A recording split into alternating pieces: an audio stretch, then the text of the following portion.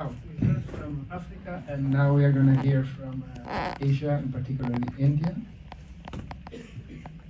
Hello, thanks for coming.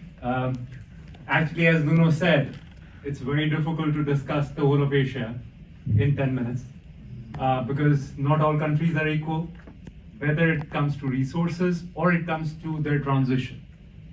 Now, I come from a country which does not have much of its oil and gas, and we import most of it. 60% of our electricity is produced with coal, a part of which we import. Our fertilizer industry depends on imported ammonia, which is mostly gray ammonia. But the government is doing a lot towards transitioning to clean energy. It's not just to actually meet the goals, it's a requirement for us. We are a country of over 1 billion people. We're growing, the energy requirement is growing at 20%. And that's huge. Like we can't just keep importing and match that.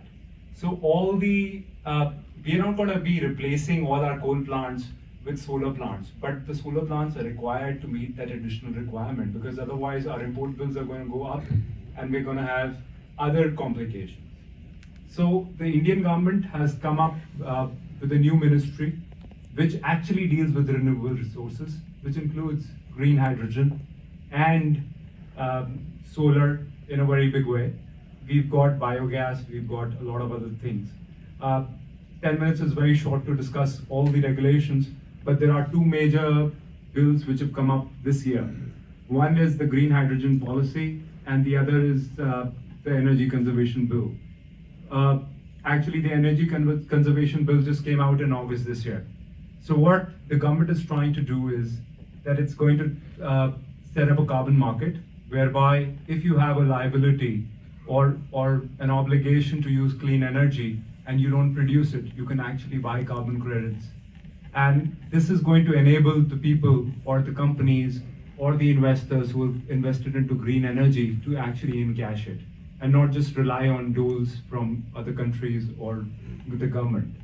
So that this is one major thing which is happening, and this is where the lawyers would come into play because the rules have to be laid down and the obligations have to be laid down, and the government does take out consultative papers, and lawyers play a very important role in it. The second thing which is there in the energy conservation bill is that they've said even huge residential projects will need to use a part of green energy as a part of their energy requirement. So this would actually help India transition towards greener energy.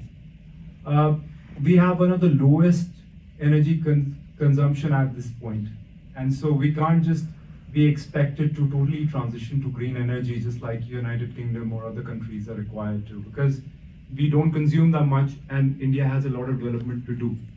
Though the government is spreading the use of electricity, but we would have probably at least the same population as America, which does not have access to electricity even now.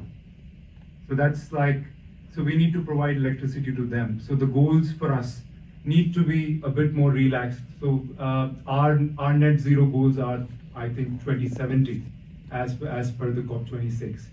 So this is what India has been doing. And then the next country that I'm going to be talking about is United Arab Emirates, because we work there. And this is a totally different country. This is a rich country. India being one of the poorest as far as the per capita income is concerned, this is one country which has one of the highest per capita incomes. And it has its own petroleum and own gas. But even this country is actually transitioning towards clean energy. And they've set up even a green hydrogen plant and a solar plant. India is at number 4 when it comes to renewable energy. The contracts are more or less international now because the investors and the bankers are mostly multilateral banks or the investors from other countries. So the contracts have to be in line. And of course, as Nuno said, for hydrogen, we'll need to start from scratch and make them make the standards which are applicable to everybody, because hydrogen is not going to be say, very that simple. In UAE, the country is rich.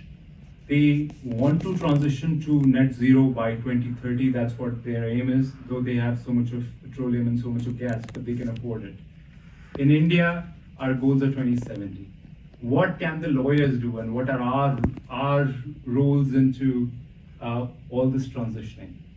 In UAE, since that's a richer country, they would require regulations for the use of green hydrogen. They can produce it, but who's going to use it? If it's $6 a unit, or it's like 6 times the price of gray hydrogen, why will say a fertilizer manufacturer use it?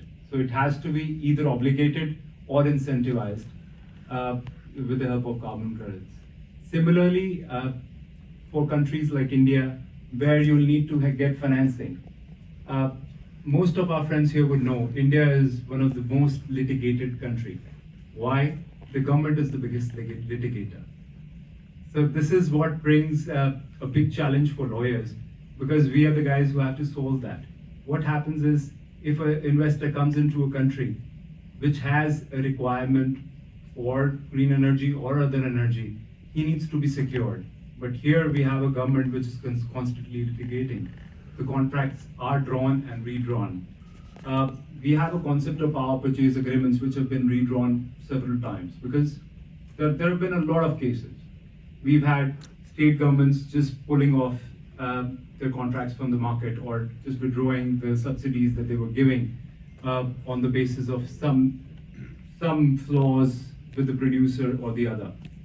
So these are things which the lawyers will have to contribute to, so that these contracts in the first place are drawn in a way that they can actually be executed fairly, and the person who's getting into this big investment of alternate energy actually receives the money.